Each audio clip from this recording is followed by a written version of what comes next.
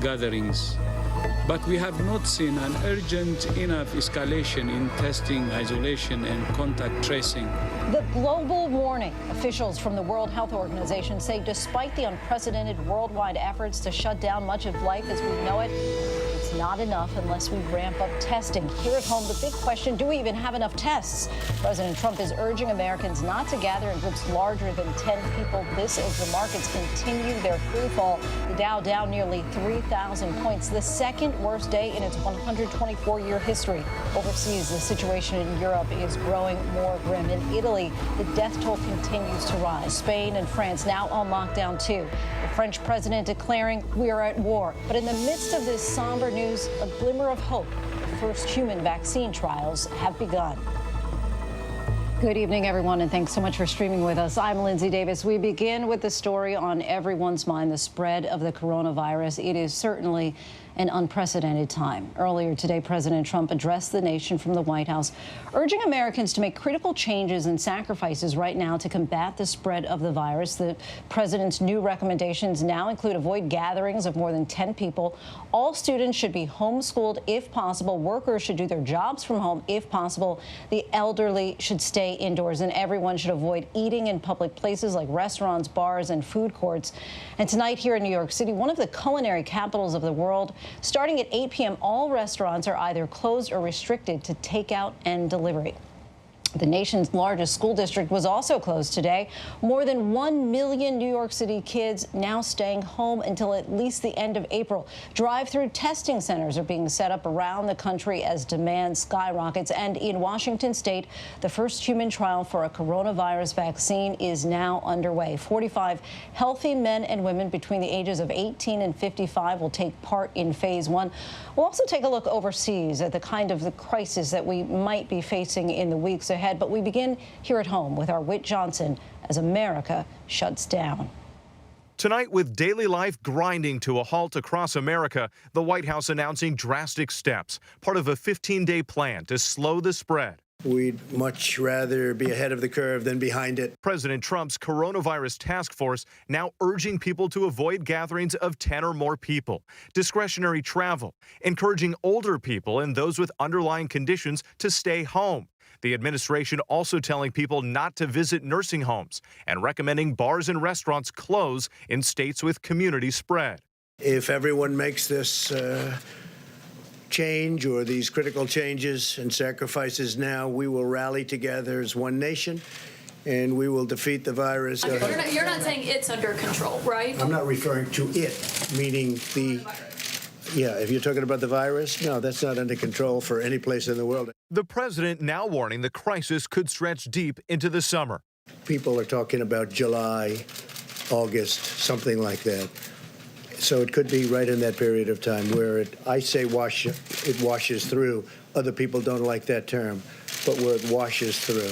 But today, a major step toward a possible vaccine. The trial is taking place in Seattle. There will be 2 injections, one at 0 day, first one, then 28 days. There will be 3 separate doses. Volunteer Jennifer Haller getting the first injection in Seattle as part of that clinical trial. Everybody's feeling so helpless right now, and I realized that there was something that I could do to help.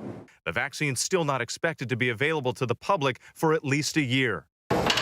Tonight, with the cases across the country climbing, more than a dozen states already closing bars and restaurants except for takeout and delivery, including New York, Connecticut, and New Jersey, who will also shut down gyms, movie theaters, and casinos starting tonight. This is a national problem. It cannot be done in a piecemeal method. In the San Francisco Bay Area, a sweeping shelter-in-place order for nearly 7 million people. Residents told to only leave their homes for food, medicine, and exercise. California's governor is urging home isolation for all adults over the age of 65. Most important thing, again, is to protect the most vulnerable.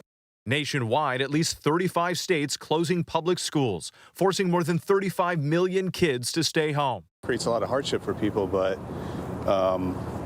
it's the right choice. In Boston, volunteers boxing up homework to deliver to students at home.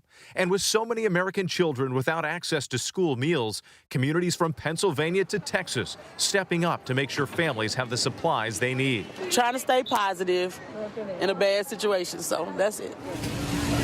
Long lines at Costco's from Illinois to Los Angeles. And thousands of people are rushing to trying to get into the Costco here in this. Lines snaking around the building before dawn.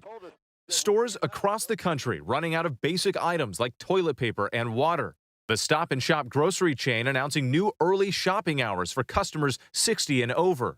At U.S. airports, chaos as Americans rush home after travel bans on European countries. Passengers waiting hours, shoulder to shoulder for medical screenings. I definitely felt unsafe. If the government's telling me to stay in groups of less than 50 and keep social distancing, that was the opposite. But departures areas around the country eerily empty. But look at this. There's just nobody here at the airport. And Whit Johnson joins us now from New York. Whit, the president was asked today if he's considering a nationwide lockdown or quarantine. Is that at all a possibility? Yeah, Lindsay, the president faced a lot of questions about this today, but he made clear, at least at this point, that they are not looking at the possibility of a nationwide quarantine. He did, however, say that they are evaluating certain hot spots. Those are hard-hit areas across the country to see if any additional restrictions could be required. And here in New York, all public schools are closed until at least April 20th. And now across the country, nearly 36 million students are out of school. Is there concern that this could possibly last for the rest of the school year? Absolutely, Lindsay. In fact, Mayor de Blasio said himself that it is possible this could go through the school year, and that raises a lot of questions about what will happen in the summertime. As you mentioned there, as of now, schools set to stay closed through April 20th. That's through the current spring break. But teachers and students and parents are all trying to get up to speed here. Remember, this is the largest school district in the country, more than 1 million students. Kids are out of school today, but they don't think they're going to have their remote learning capabilities up and running until next Monday. So what will happen over the course of the next week? Teachers are trying to send out homework to parents. Also, you have thousands of students who depend on meals every single day. So right now they are opening up some schools and trying to find other ways to deliver breakfast and lunch to students in need. Yeah, Lindsay? certainly critical that the kids get the food and sustenance that they need. Whit Johnson, thank you so much for that. And we turn now to growing concerns about the strain on America's healthcare system as COVID-19 cases mount. In North Carolina, take a look there. This is the lab that's working to create tests to detect coronavirus as access to testing continues to be an issue. But many are now pointing to the challenges faced by doctors and hospital workers who are right there on the front line. Some have been infected with the virus. Healthcare workers could be putting their lives at risk because of shortages of protective equipment. Hospitals are bracing for potential overflow, setting up tents outside of emergency rooms. Our Matt Gutman has more on hospitals at the brink. Tonight, America's hospitals and healthcare workers under siege. Emergency room Dr. James Pruden testing positive for coronavirus. The 70-year-old is now in isolation in Paterson, New Jersey. And tonight, at the Life Care Center in King County, Washington, 46 employees testing positive. In another nursing home in the same town where 15 people have died, a doctor in his 40s is infected. Over 43 people have died in King County alone. And multiple workers at Boston's Brigham and Women's have now tested positive for COVID-19. Hospitals around the country now reporting both a spike in incoming patients and a shortage of critical protective equipment. Also crucial to protecting themselves. Hospitals scrambling to prepare for the onslaught, setting up tents outside emergency rooms. New York Governor Andrew Cuomo calling on President Trump to mobilize the military to build more hospitals. You overwhelm the hospitals. You have people on gurneys in hallways. That is what is going to happen now if we do nothing. Another critical matter, testing. People lining up in cars for drive-thrus. Vice President Pence repeatedly saying more tests will be available. By the weekend, another 1 million tests will be shipped around the country. But it's not as simple as just sending out the tests. The healthcare workers need to be in full protective gear. A number of states now saying they're concerned about a shortage of protective gear to keep clinicians safe. This is something we are very concerned about. Testing numbers are also lagging. New York has conducted roughly 7,000 since the outbreak. Public labs in North Carolina, however, have only done about 300. And in South Korea, where the number of cases have flattened, 275,000 tests have been conducted. They're now even creating phone booth-type sites.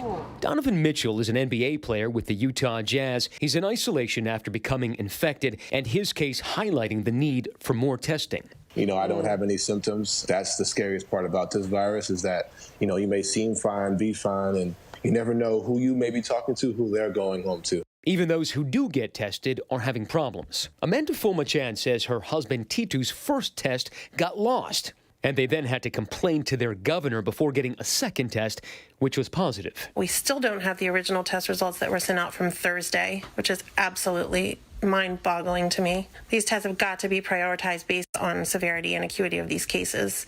Something is very, very wrong. I understand that everyone's learning as they go with this, but people that are in critical condition need those test results, you know, quickly. They don't have time to wait. He's now in a Virginia ICU in critical condition. People now frustrated, and with good reason. Matt Gutman joins us now live. Matt, we're seeing tents outside of emergency rooms. What other measures are available if hospitals do become overrun?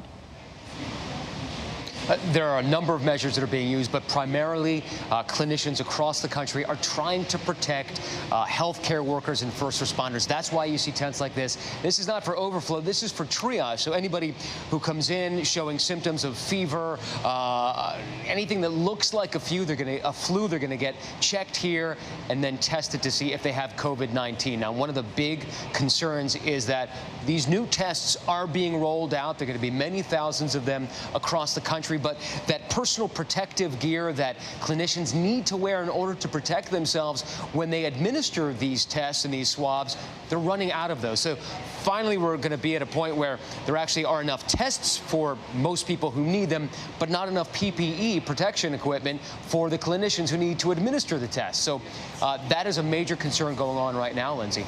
Of course it is. And how does the federal government plan to help out these hospitals? There is a national stockpile, essentially, of personal protective equipment, other medicines that might be tapped at some point. They are talking about when that goes out, who needs it most, and it'll have to be delivered over a period of time. But I think that is now already in the works. Lindsay. Such a precarious predicament we find ourselves in. Matt Gutman, thank you so much for that. To the White House now, and a sobering message tonight from President Trump. At today's briefing, the president saying people are very scared, and it may take until July or August for the virus to fully pass through the nation. Our senior White House correspondent Cecilia Vega has the latest from the White House. Despite widespread delays over testing and repeated mixed messages from his own administration, today President Trump gave himself high marks. And on a scale of 1 to 10, how would you rate your response to this crisis? I'd rate it a 10. I think we've done a great job. Does the buck stop with you? Yeah, normally, but I think when you hear the, this has never been done before in this country. But the confusing messages from the administration continued. The New York Times reporting that President Trump stunned some of the nation's governors in a conference call, telling them they should not wait for the federal government's help with respirators, ventilators, and other critical life-saving equipment, telling them they should, quote, try getting it yourselves. Asked about that today, the president did not back down. If they can get them directly, it's always going to be faster if they can get them directly if they need them.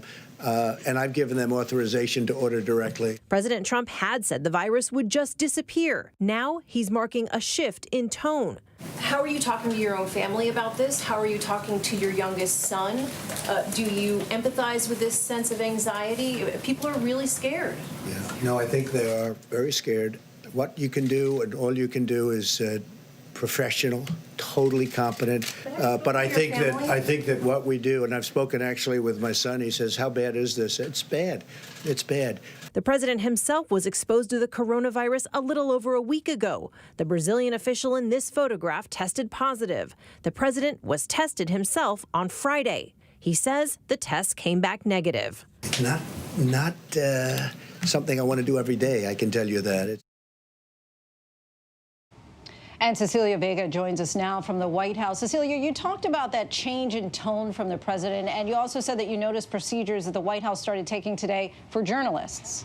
Yeah, Lindsay, and not just journalists, frankly, anybody who comes onto the White House grounds. There's a gate that you have to walk through past security to get here. Obviously, you go through a lot of security, but before you even get to that gate, now there are two people standing outside with thermometers, basically taking everyone's temperature before they're allowed to enter into the White House grounds. And if you've got any kind of high temperature, you're not allowed to come in. We saw one journalist over the weekend turned away. It's not just the temperature taking. Well, I should also tell you, as I was even walking down the street that you see here behind me, I had my temperature taken twice in just a matter of feet before I was allowed to enter that briefing with the president today. But then inside that briefing, you could tell by looking at all those journalists who were sitting in there. Normally, the quarters are really packed. We're basically sitting on top of each other. Now we're practicing those new social distancing rules with an empty seat between all of us in there. So certainly a new world and a new normal here at this White House, Lindsay. Yeah, new normal all around. Cecilia Vega, thank you so much. And joining me now for more on what Congress is doing right now to help combat this pandemic is Arizona Republican Senator Martha McSally. Thanks so much for taking the time to talk with us, Senator. Absolutely, Lindsay. Thanks for having me on. So first off, some are accusing your Republican colleague, Louis Gohmert, of holding up the House's bill that passed with an overwhelming bipartisan majority last Friday, saying that he wants to read the whole thing. So many Americans want help now. Do you expect that the Senate will get to the bill by the end of the night, and do you plan to vote for it? Well, we need to act swiftly. There were some technical problems with the first version of the bill, so they need to fix those. We've been hearing from small businesses when I've been back in Arizona saying, look, they want to help. They want to be able to support their employees staying home if they're sick. But we also need to make sure that they don't get crushed under this. And there's mechanisms to get funds directly to them to pay for that family leave. So we're working with the Treasury as quickly as possible to make sure those resources are available.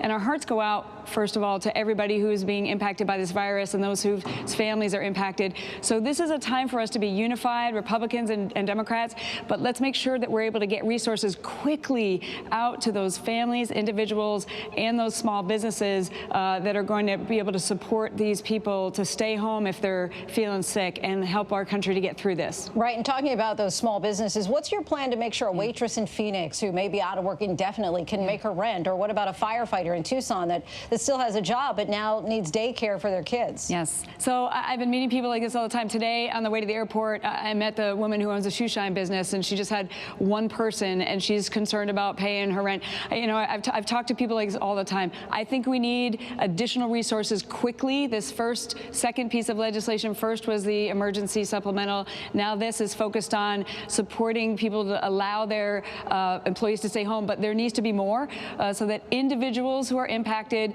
as we see this economic impact, are able to pay their rent, pay their groceries. And look, this is time for all of us to come together. This is a whole of society issue. We need a strong federal response, but we also, the faith-based community in our communities, you know, I've reached out to my neighbors who are elderly saying, please stay home. What do you need? I'll go to the store for you. What else can we do to maybe babysit for nurses who need to be caring for patients, but they don't have daycare anymore?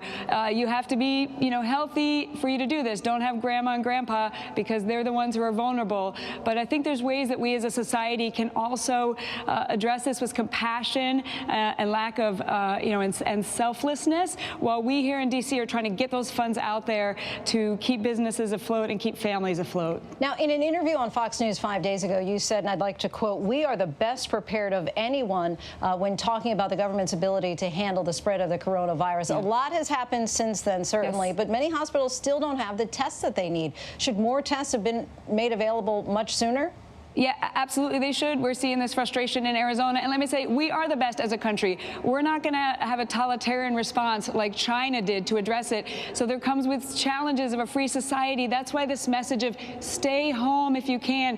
Those of us who are young and healthy, we're going to be fine. But it's not about us. It's about protecting the greatest generation and flattening that curve. And so we together with our scientists, our doctors, government, private sector, all of us together have to get through this. It's going to be difficult, but we'll come out the other side. And so we've got to have that hope while we take this message very seriously of what we can each do to keep the seniors and the vulnerable safe. Now, today, President Trump asked governors to try to get masks, ventilators, and respirators on their own. Do you think that the federal government should be doing more to help out the states? And should it nationalize the production of these critical items so that states can get what they need? Well, we've been pushing on this across the board. I've been working with Governor Ducey. I think he and his team are doing a great job to push and break through some of the log jams and the bureaucracies at the federal level. And it includes equipment for sure, PPE equipment, respirators.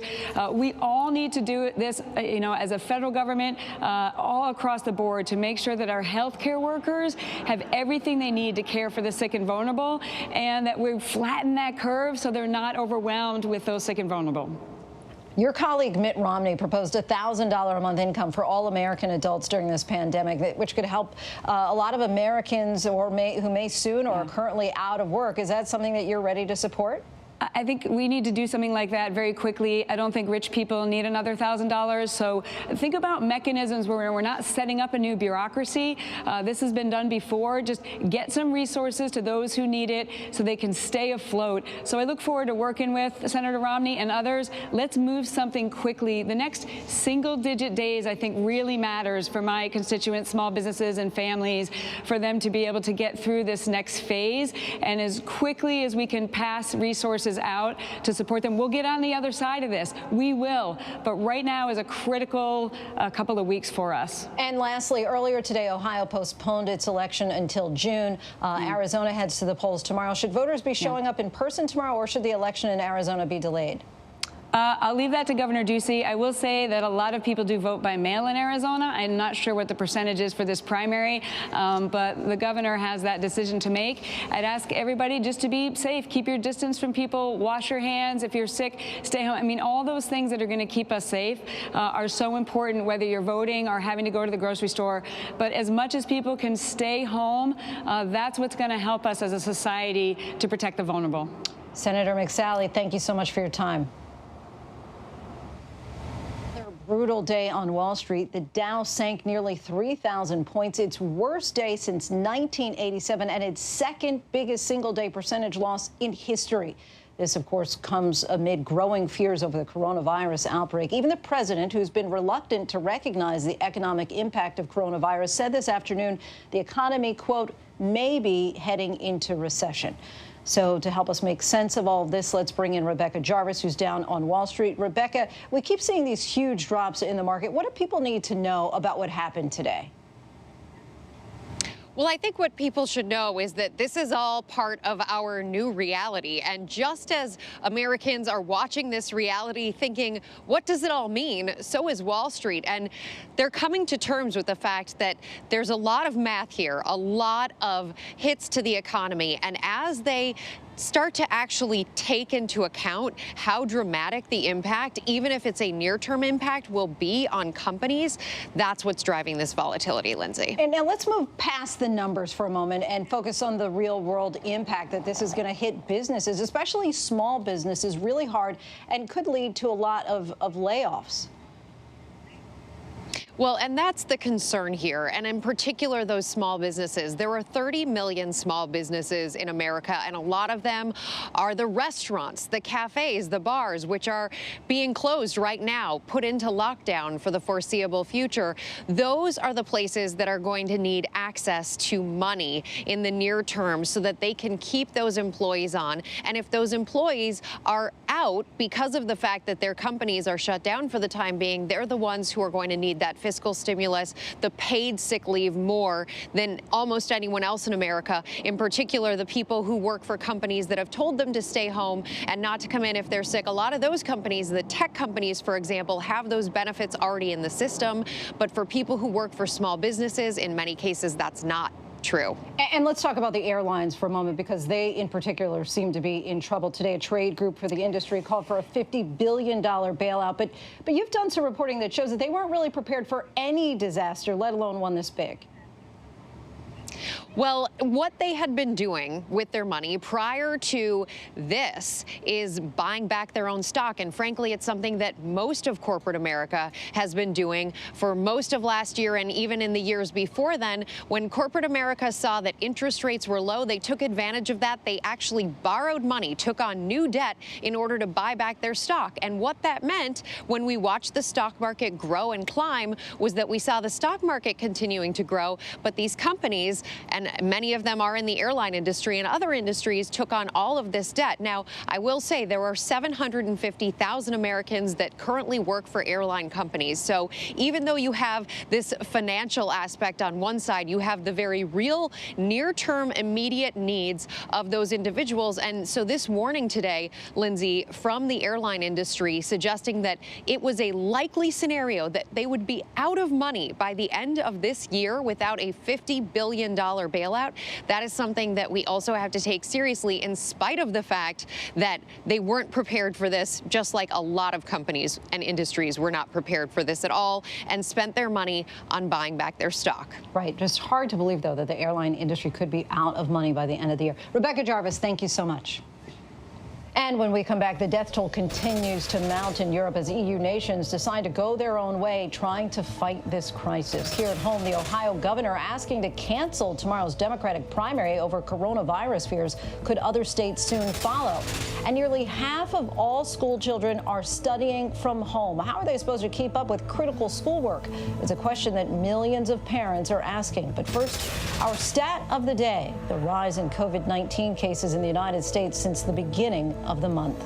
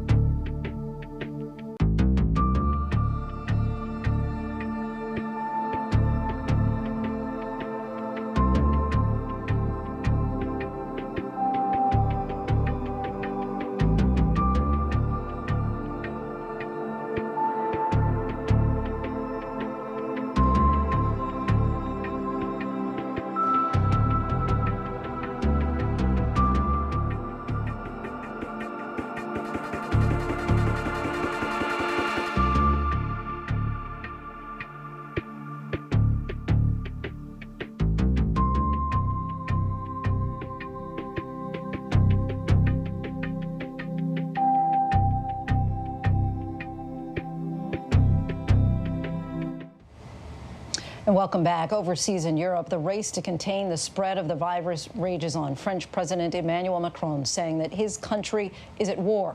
Travel across the globe coming to a halt. Take a look at this. London's Gatwick Airport, usually one of Europe's busiest, nearly empty. And in Spain, the military was deployed in hazmat suits to clean train stations and supermarkets. As every country in the European Union grapples with an increasing number of sick people and thinning resources, drastic measures are being put in place. Maggie Rulli is in London. She has more. As countries around the globe fight an invisible enemy, one by one, European nations are taking extreme measures and walling themselves off. Italy is still the hardest hit by COVID-19. Despite the country's lockdown, more than 2,000 people have died. Eerie and sad sights across the country. A struggle to keep up with burials in Italy's north. In Rome, Pope Francis pictured this weekend walking through the Eternal City, praying in empty churches for the end of the pandemic. Other countries in the European bloc are seeing upticks in infections and deaths. In France, a rapidly deteriorating situation. Over 5,000 sick, the number of infected doubling every 3 days. A scramble to contain and protect populations as resources dwindle. Government officials are seizing medical supplies from private practices as hospitals run out of the essentials. Lives put on indefinite hold. Restaurants and bars closed. Ça fait bizarre parce qu'on dit au revoir aux clients comme si on allait plus se revoir. Paris's mayor announcing the closure of all parks. And earlier today, French President Emmanuel Macron announcing the suspension of all travel between EU and non-EU countries. Starting tomorrow at noon, for a minimum of 15 days, I am restricting the movements of all people. Meeting people outside, whether it's your friends or family, will no longer be allowed. It's every nation state for themselves in the EU as this unprecedented pandemic takes hold. Over in Spain, the country with the second highest rate of infections in Europe, a 15-day national state of emergency. Everyone is confined to their homes. Any movement outside must be justified. Orwellian scenes in Barcelona, police ordering people to stay home. Getting fresh air, a luxury of the past. They said that we're not allowed to run today, and that we are just allowed to walk for 1 hour. In Germany, partial border closures. And the UK not following suit with its European neighbors. No lockdowns, no shutdowns. Instead, advising the most vulnerable to stay home for 12 weeks. Without drastic action, cases could double every 5 or 6 days. Despite the inconsistent measures around the bloc and an uncertain future for all, some much-needed lighter moments and shows of global solidarity.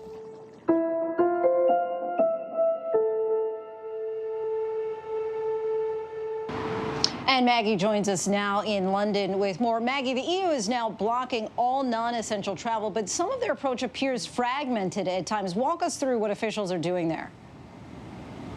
Yeah, exactly, Lindsay. So this is a big first step, attempting to start restricting travel across the EU. But what we're seeing is that each country sort of has their own measures that they're putting in place. Some countries like Germany shutting down their borders, other countries like France and Spain going on a lockdown with tens of millions of people put into isolation. But then you have here in the UK, the government starting to take stricter measures, but still restaurants and pubs and bars are open. Schools are still open here in the UK. So you see all of these countries in such close proximity, countries that work together that could have this united front. Right now, it's still fragmented. Dealing with this pandemic, many are worried that a stronger stance, a collective stance, really has to be taken. Now, 2 months ago, China was, of course, the epicenter of this crisis. Today, people there are starting to go back to work. What worked?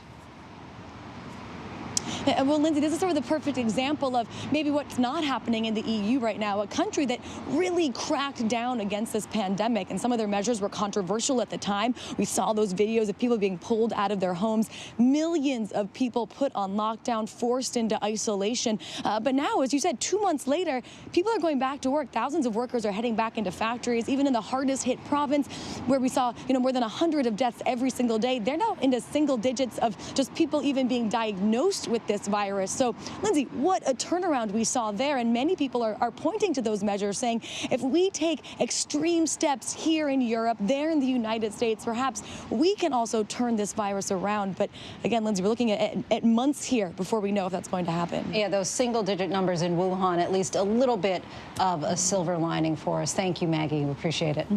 And we still have a lot to get to tonight. The new normal, worshiping from home, and the virus's impact on organized religion. We'll take a look at what so many are doing now. Nearly 800 million students around the globe are now out of school. We'll take a look by the numbers. But first, our tweet of the day, actor Idris Elba declaring to the world he is infected with coronavirus. For this right now, if you're feeling ill or you feel like you should be tested or you've been exposed, ABC News, straightforward.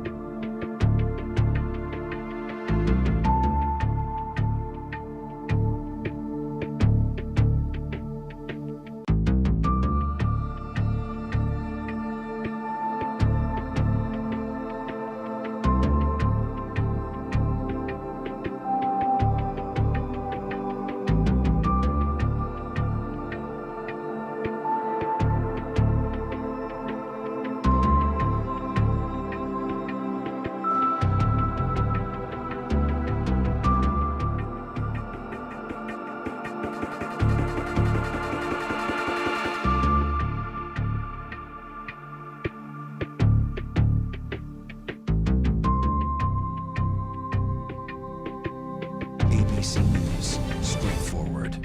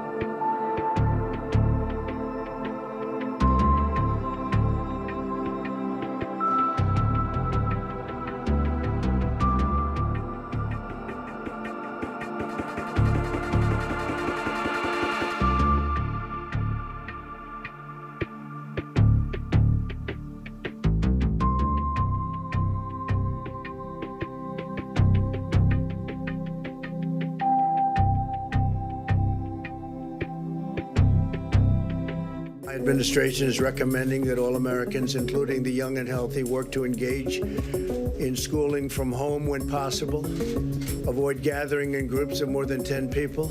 Officials across the country taking drastic measures to combat the novel coronavirus. New Jersey becoming the first state to implement a curfew. Residents no longer allowed to travel between 8 p.m. and 5 a.m. Even more states closing public schools. More than 30 million students kept at home, while full states like Ohio and Illinois and major cities like Denver and New York City are outright banning dining inside restaurants and bars. Medical officials urging other professions like dentists, painters, and construction workers to drop off their masks at local hospitals. President Trump urging Americans not to hoard household supplies. But images of a Costco in Commerce, California show that's easier said than done. The Federal Reserve lowering interest rates to near 0%. But that move prompting the Dow to plunge, the S&P 500 index declining by 7% this morning, triggering a 15-minute trading halt. The Dow losing almost 3,000 points. The trade group Airlines for America says unless the industry gets immediate financial aid, the 7 major carriers could be out of money by the end of the year. Now is the time for everyone to stop non-essential contact with others and to stop all unnecessary travel. In Paris, the mayor announcing all city parks and gardens will be closing in the coming hours. There have been more than 127 COVID-19 deaths in France. Infections in Italy continue to climb as the number of deaths from coronavirus reaches over 1,800. That number rising 25% in a single day.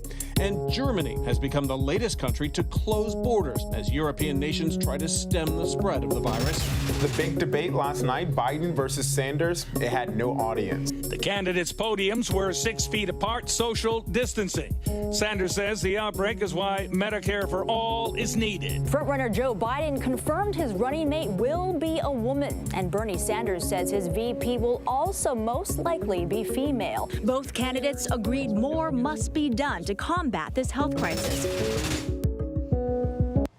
Some other stories that we're watching this evening. A big storm system that has dumped snow and heavy rain in parts of California is now pushing east. The storm dropped 3 to 4 feet of snow on the Sierra Nevada mountains in the last 24 hours, and more snow is on the way, with whiteout conditions making travel difficult through some mountains. That slow-moving storm is expected to bring thunderstorms and even hail into the plains by midweek. 7 people are dead in rural North Carolina from a suspected murder-suicide. The suspect, a 66-year-old man, allegedly shot and killed his wife, then crossed the street to shoot her 93-year-old grandmother and 2 middle-aged cousins. The killing spree continued in a third home, according to deputies, where he allegedly shot 2 more family members before turning the gun on himself. The motive is still unknown at this time. And a pair of brothers from Tennessee who stockpiled more than 17,000 bottles of hand sanitizer and wipes are now donating their profits to charity. Amazon initially took down their listings, and when the state attorney general announced an investigation into the brothers for price gouging, well, that's when they decided to donate their stash. The coronavirus outbreak, as we all know, is taking place at the same time as our nation is supposed to be deciding who will be in the White House for the next 4 years. Last night, Senator Bernie Sanders and former Vice President Joe Biden debated with no audience. They were trying to make their last pitch to voters ahead of tomorrow's primary. But today, Ohio asked to cancel tomorrow's primary. A judge rejected that request, but they are appealing. Illinois said they would move forward. Arizona has concerns about closed sites around Phoenix, and in Florida, officials are worried about how people will know where to vote. So let's bring in ABC's political director, Rick Klein. Rick, thanks so much for joining us. Lindsay, great to be with you. So, Rick, what do we know about how the campaigns in the Democratic Party are dealing with this? It's haphazard, it's confusing, it's contradictory. The bottom line is it depends on what state you live in, and in some cases what precinct you normally vote in to see what kind of response is. For some places, including some that are voting tomorrow, many voting tomorrow, it's business as usual. In others, it is entirely off, and people are being redirected. There's a lot of confusion, a lot of finger pointing going on, and it turns out you can have an election without campaigning with the candidates off the trail, but you can't have it without voting, and that has sowed a whole lot of confusion into the mix going into tomorrow. And today the president said that he believes postponing elections are unnecessary and hinted that some states have reached out to the White House for guidance. But with nearly half of the electorate still not voting yet, undoubtedly there are some tough choices ahead as we continue to deal with this outbreak. At that same White House news conference, the president saying that people should avoid gatherings of 10 people or more. Well, guess what? Every polling place in America practically has the potential, if not the likelihood, of having a gathering of that size. So there is no playbook for this. There is no way that the campaigns can fully adjust to this new reality. We know that this election is going to continue in some way, shape, or form, but what that looks like really depends on individual localities. And in many cases, it's going to be up to individual locations, lawmakers at the local level or the state level, deciding on their own how to proceed. All right, Rick Klein, thanks so much. And in Washington state today, U.S. researchers tested the first experimental coronavirus vaccine, starting off with a worldwide hunt for protection, even as the pandemic continues to grow. I want to bring in Dr. John Brownstein now, Chief Innovation Officer at Boston's Children's Hospital. Dr. Brownstein, thanks so much for joining us. Of course. So the group tested today has 4 healthy volunteers who will be monitored over a period of time. Can you explain what this process will look like and how those people will be tracked? Right. So we're at the early phases of this vaccine trial, right? So phase 1, meaning small group of people are going to be evaluating for how they react, how well they do, if potentially there's some efficacy, also some early information about safety. But we have to remember, this is a really small trial that it will eventually lead to more participants, but we're still so early in evaluating this vaccine. It's incredibly exciting. Vaccines are a big backbone of public health, and we should be striving. But again, we're still many months out from having something that we can really deploy to the public. It's still incredibly early. I hear you saying many months out, but if these tests prove to be successful, how soon could the country expect a rollout of the vaccine? So the vaccine that we're looking at is an incredibly modern type of vaccine. It's based on RNA. It's not the traditional way of building a vaccine. So we're going as fast as humanly possible. But the problem is that we're still, with phase 2 and 3, we're still going to have to test the efficacy, but also the safety. It's so important that we get this vaccine right. And so that's going to lead us to probably a year to 18 months before we can really have this vaccine well past, especially the first wave of this epidemic as it's unfolding across the country. And we know that states are now taking testing into their own hands. Is there a benefit to spreading out the resources, or should there just be one overarching test?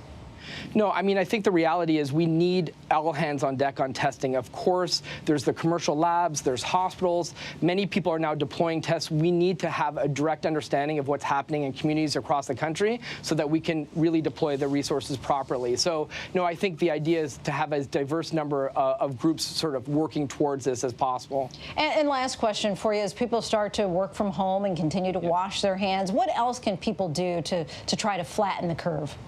Right. So the idea is all about social distancing, right? So limiting your grouping with other people, staying at home. Of course, we're going to depend on those that are recovering, right? So those that actually had the virus and recovered, they can play an incredible role in actually being active members of society as other people are quarantined inside. So we'll have to remember those recovered as well. I mean, at the end of the day, we're trying to protect our health systems from getting completely overrun so we can take care of the sickest patients. All right, Dr. John Brownstein, thank you so much for joining us. We appreciate that. One of the new recommendations President Trump issued earlier today was for all students nationwide to be homeschooled if possible. We're going to speak with a superintendent from a major school district in just a moment. But first, we wanted to see how parents are handling this. Los Angeles parent Anna Lizabella and her husband, writer-producers, they can work from home most of the time, but admit that they are not educators. They showed us day one of homeschooling with their two kids, 12-year-old Simone and 8-year-old Ward. Hi, welcome to homeschooling day one. So, just wanted to show you what we're up to. We're actually doing art time right now. My 7th grader working on acrylics. Okay, you have to sit down. You're still working. What are you working on, Ward? Can you show us? What are you working on? What is it called? It's a book called From Alive to Dead. What about you, Simone? What are you working on here? Landscape, I guess. Some landscape art? Yeah. Yeah. Maybe a little house or something. Oh, okay, cool.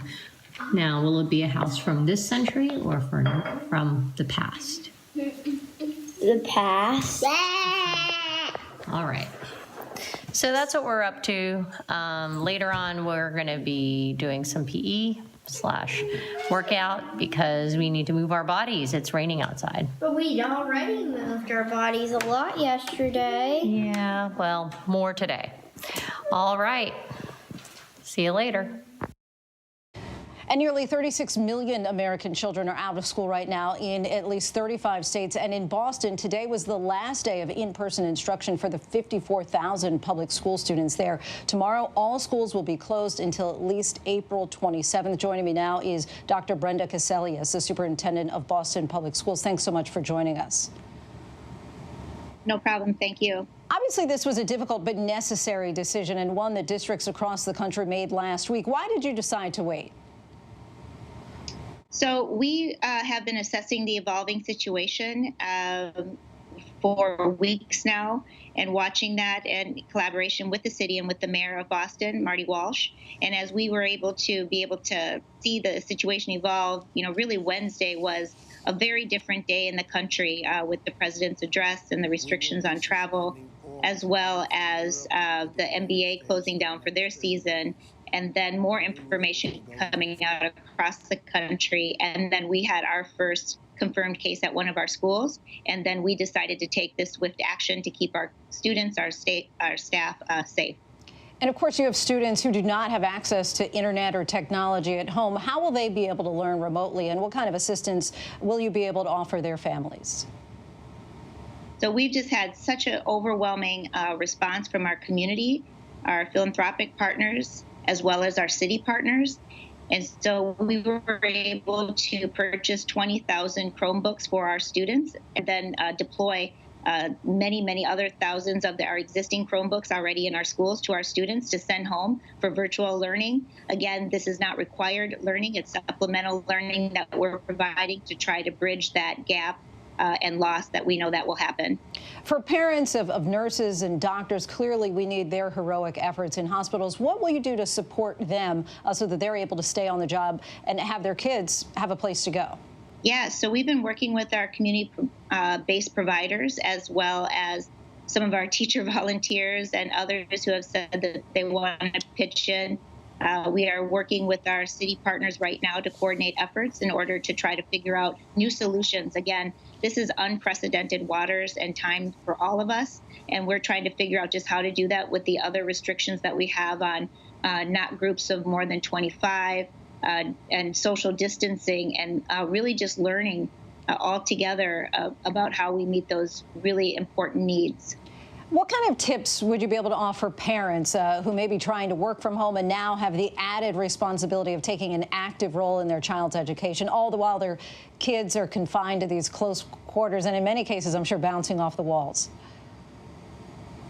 Yeah, I know as a parent how it feels to really have kids, on summer break or after school and trying to help them with their learning, especially if it's your older kids and you haven't done that work for quite a while. There's a lot of really great technology and software online for parents.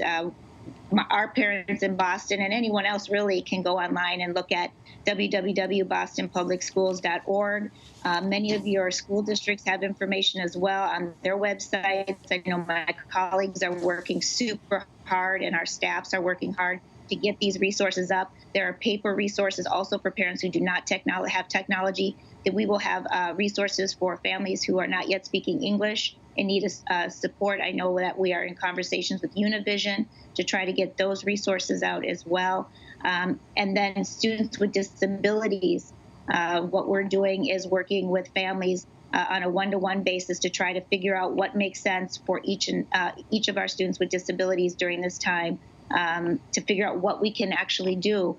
We've never done this before. And so, these answers are coming to us, and it's really great to see people innovating. Certainly need that innovation, and especially for parents like me. We don't know how to do that new math, and so trying to teach our kids that, a bunch of us we're talking about us here. But thank you so much for your time, Dr. Brenda Cassellius. We appreciate it. And on a bit of a lighter note, Mel Brooks and his son Max took to Twitter today to remind all of us how important it is to practice social distancing. While the younger Brooks may not be a high-risk person, his 93-year-old dad, Mel Brooks, is. Take a look. Hi, Dad. He's 93. If I get the coronavirus, I'll probably be okay. But if I give it to him, he could give it to Carl Reiner, who could give it to Dick Van Dyke. And before I know it, I've wiped out a whole generation of comedic legends. When it comes to coronavirus, I have to think about who I can infect. And so should you. So practice social distancing. Avoid crowds, wash your hands, keep 6 feet away from people, and if you've got the option to stay home, just stay home. So for those of you who can stay inside and practice social distancing, you're literally saving comedic legends. And when we come back, faith in our troubling times, how Americans clamoring for connection can still worship and pray together, but in a safe way, the new normal next. Plus, an update from our cruise ship passenger friend under quarantine with her grandparents, how they're holding up next.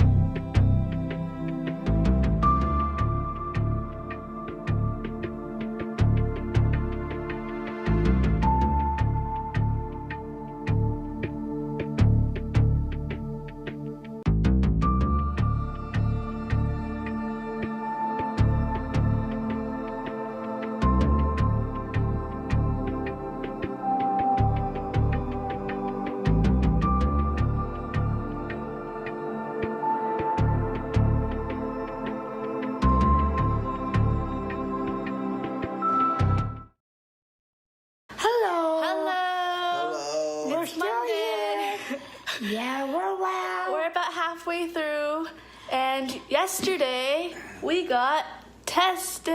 Yay! How did that go for you? Well, I was a guinea pig. I went first, and it was not a problem. It's a little uncomfortable because it goes way up in your nostril, but then it was only for a moment, so it wasn't bad, and it's worth the pain.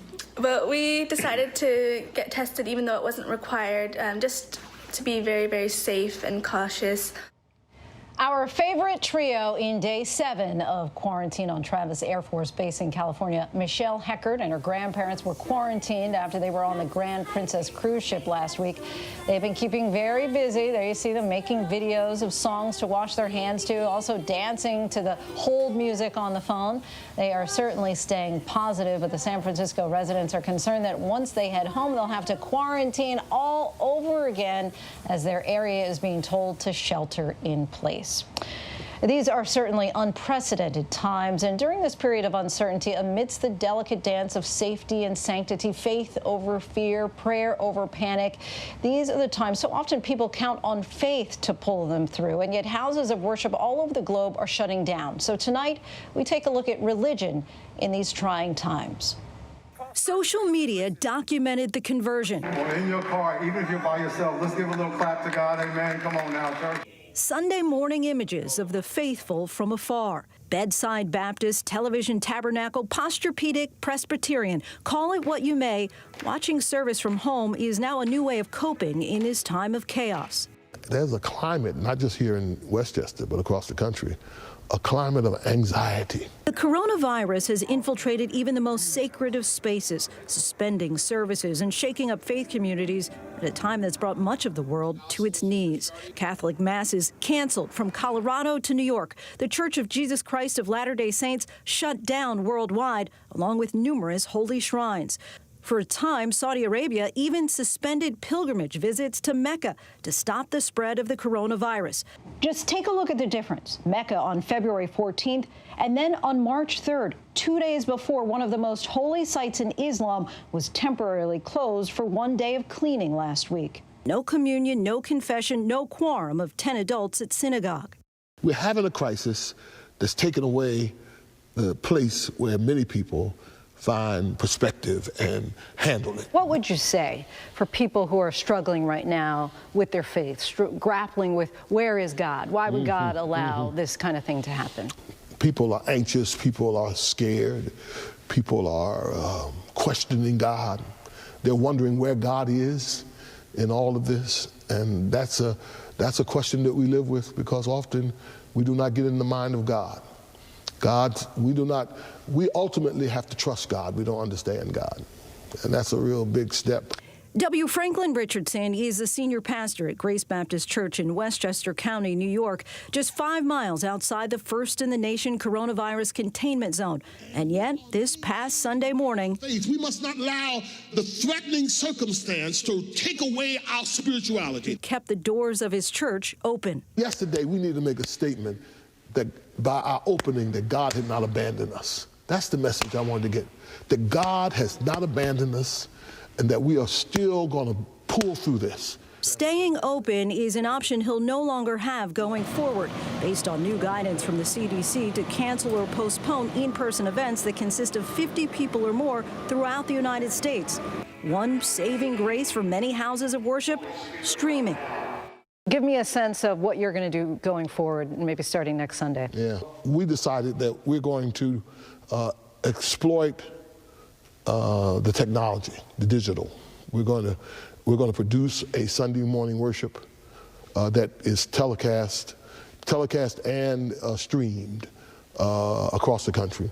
Pastor Richardson says those clamoring for that connection, searching for solace in sermon or the ritual of religion, can still seek it and find it with or without Wi-Fi, because in his book, faith cannot be quarantined. Well, I think there are 3 things that people can do and ought to do. One, certainly they ought to have a personal relationship that they deeply develop in this season. So it begins with prayer. And that's not something you need to go to a building or be with more than one person. This is a time where we turn to our inward spiritualization, right? So worship is critical. So prayer, Bible study, and worship will sustain your faith in a time when you have a lot of questions and anxiety. And that is our show for this hour. Be sure to stay tuned to ABC News Live for more context and analysis of the day's top stories. I'm Lindsay Davis. Thanks so much for streaming with us. Good night.